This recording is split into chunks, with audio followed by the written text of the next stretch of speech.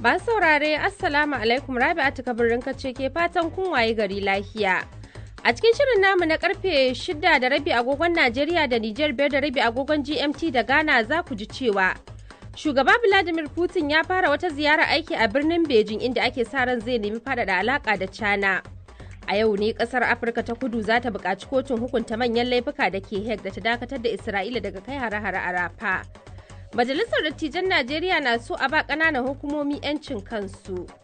Duk abin da muke kuka da shi musamman a arewacin Najeriya, musamman na harkar tsaro, na harkar talauci da rashin aikin yi, wata uku zaka ga abubuwa sun canza. A ce a karamar hukuma za a je a yi ta sarrafin miliyan 300 miliyan 400. Gwamnatin kasar Benin ta sanar da wani mataki na wucin gadi na ba jamhuriyar Nijar damar fitar da man fetur ta tashar jiragen ruwan Kwatano bayan da China ta sa baki. To koya masana ke kallon wannan matakin? Ka na nuhin cewa China ta tabbata ƙasa mai ƙarfi wadda kuma tana iya tsawatawa ha'ayi. Kenan tana yiwa yadda ta samo kan shi talon in akwai abin da sun ka ba ƙasar Benin.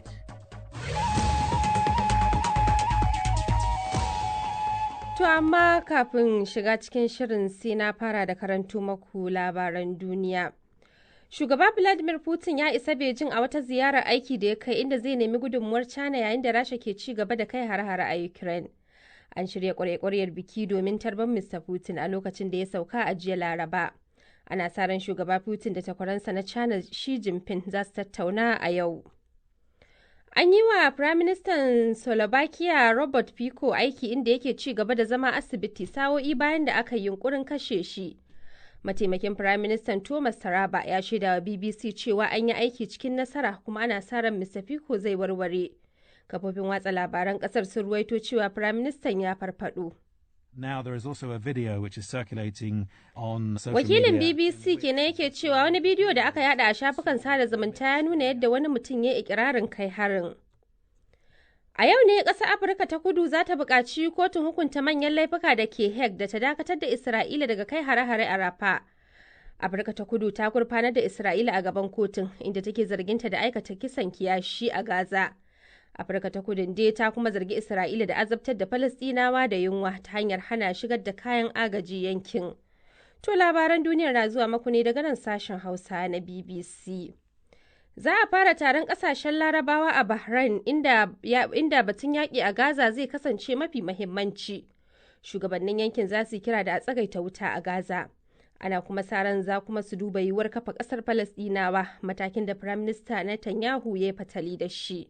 During the summit, leaders from 22 Arab nations will call for an immediate Wakilin BBC ya ce a wajen taron shugabannin ƙasashen Larabawa 22 ne za su yi kira da a tsagaita wuta nan take a Gaza. Kasashen Masar da Qatar da Saudiya sun ce taimakon da za su bayar bayan yakin Gaza na da alaka da kafa kasar Falasɗinawa. An hana wani mutum ɗan ƙasar Ghana da ya kwashe kusan shekara 50 a Birtaniya izinin zama ƙasar na shekara 10 masu zuwa. Nelson Shade mai shekara 75 ya gano cewa baya cikin waɗanda ke da izinin zama ƙasar ne a lokacin da ya nemi a yi masa fasfo. An shaidawa Nelson hakan ne duk da harajin da yake biya a ƙasar. A ƙarƙashin sabuwar dokar ƙasar dai Mr. Shade zai kashe sama da dala 20,000 kafin ya samu izinin zama a ƙasar. To ƙarshen labaran duniyar kenan daga nan sashen Hausa na BBC.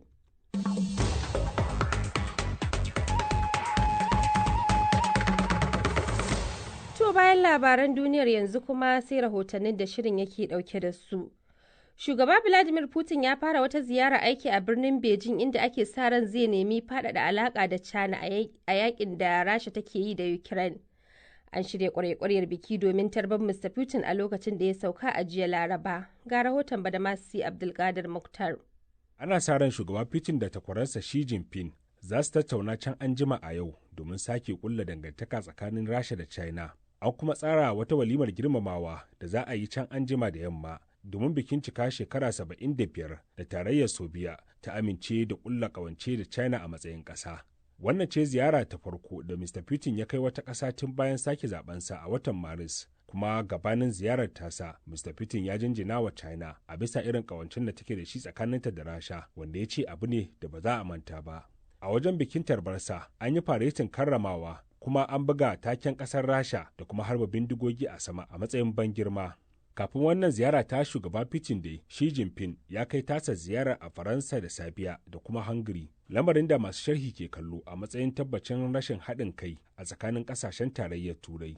A lokacin ziyarar ne ƙasashen Turan suka nemi shugaba Xi Jinping ya shiga tsakani domin yin amfani da alaƙar da ke tsakaninsa da Putin wajen jan hankalinsa akan buƙatar kawo ƙarshen yaƙin Ukraine. Sai dai shugaba Xi Jinping ya jaddada matsayarsa ta cewa China 'yar kallo ce a yaƙin da ke gudana.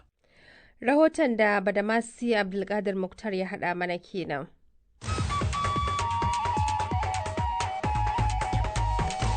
To muna kama ku waɗannan rahotannin ne daga nan sashen Hausa na BBC. Majalisar Dattijan Najeriya ta nemi shugaba Tinubu ya shige gaba domin nemar wa ƙananan hukumomi 'yanci a wajen jihohi, wanda suka ce hakan zai iya magance matsalar tsaro da ake fama da ita da tururuwar da mutane ke zuwa birane da kuma rashin aikin yi. Sanata Abdulrahman Kawu Sumaila ne ya gabatar da ƙudurin, wanda ya ce akwai buƙatar a zauna da gwamnoni da masu ruwa da tsaki domin tattauna yadda za a yi ƙananan hukumomi su samu 'yancin su da suka rasa a baya. Ga dai ƙarin bayanin da yawa Buhari Muhammad Fage. Wato wannan kuduri ne wanda na gabatar da shi a gaban ita majalisar dattijai na a yi ƙoƙarin neman president don ya yi ƙoƙari ya yi amfani da damarsa ta shugaban ƙasa, mu ga yadda za a yanta ƙananan hukumomi a ga suna samun kuɗinsu, a tabbatar kuma an yi zaɓe na gaskiya a ƙananan hukumomi domin ci gaba da ayyukansu.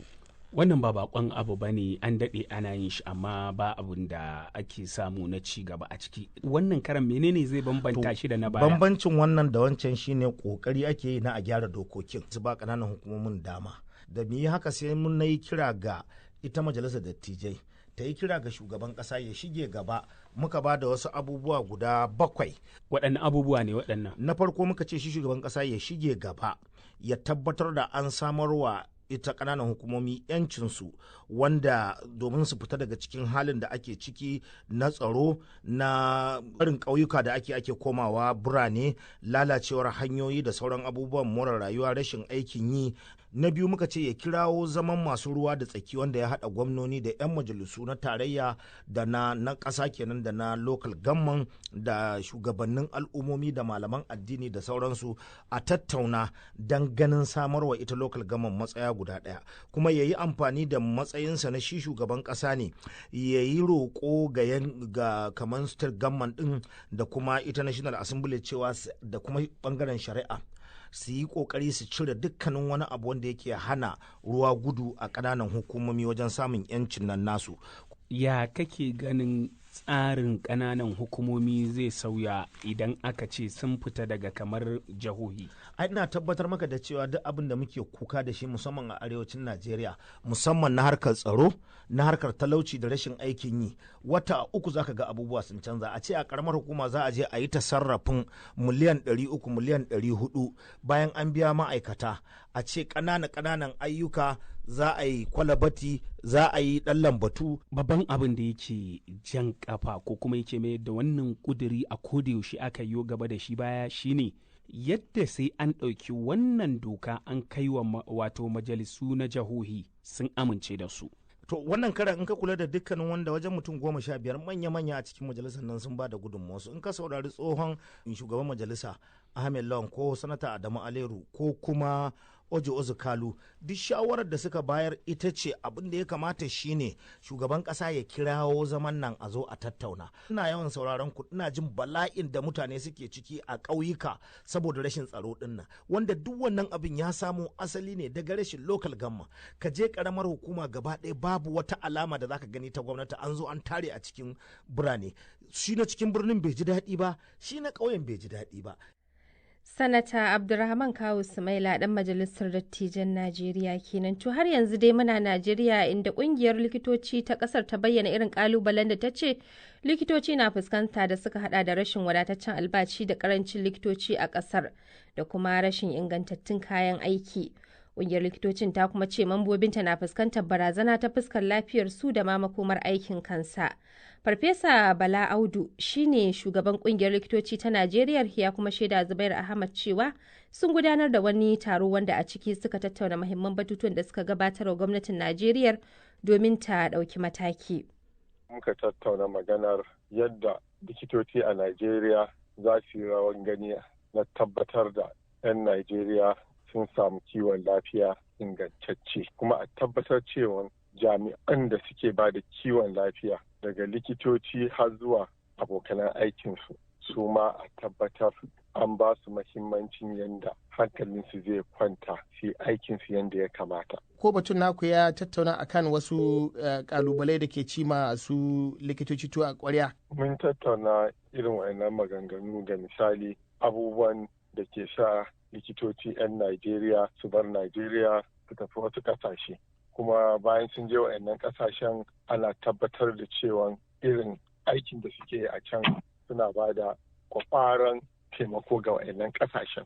Alhalin kuma a nan gida an kasa rike su. So mun tattauna akan abubuwan da ya kamata a yi a tabbatar ƙwararrun likitocin da Najeriya ta yi training za su zauna a gida Najeriya taimaka. Kamar menene bukatun da watakila kuka zayyana don gwamnati ta lura da su? Kayan aiki waɗanda a lokaci da yawa za a ga likitoci ba su da kayan aikin da za su yi amfani da shi na gano matsalar da mara lafiya ke ciki. Kuma mun yi magana akan muhallin wajen aikinsu da kuma rashin yawan likitoci da za su kula da marasa lafiya. Dalilan inda suka zauna kuma aikin da suke yi ya fi ƙarfin wannan namban likitoci ɗin, saboda haka ya kamata ƙara da yawan likitoci. Har na ba da misalin likitan da shi kaɗai babban likitan ne sosai ya zauna yana ta aikin tiyata yana ta aikin fiɗa har ya yi ɗaɗɗaya har 11.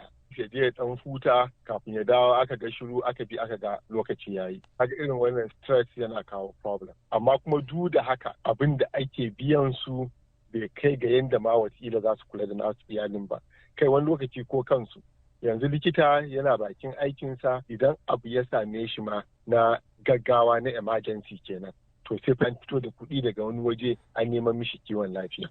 Profesa, akwai tattaunawa da aka bayyana da ke tsakaninku da shi ministan lafiya Profesa Pate. Wasu abubuwa da ka zayyano daga cikinsu akwai shi kansa ƙarin albashi. Me zai hana ku ba gwamnatin ɗan lokaci don ganin ta biya muku wannan bukata taku? To ai abin da ko muke yi kenan yanzu.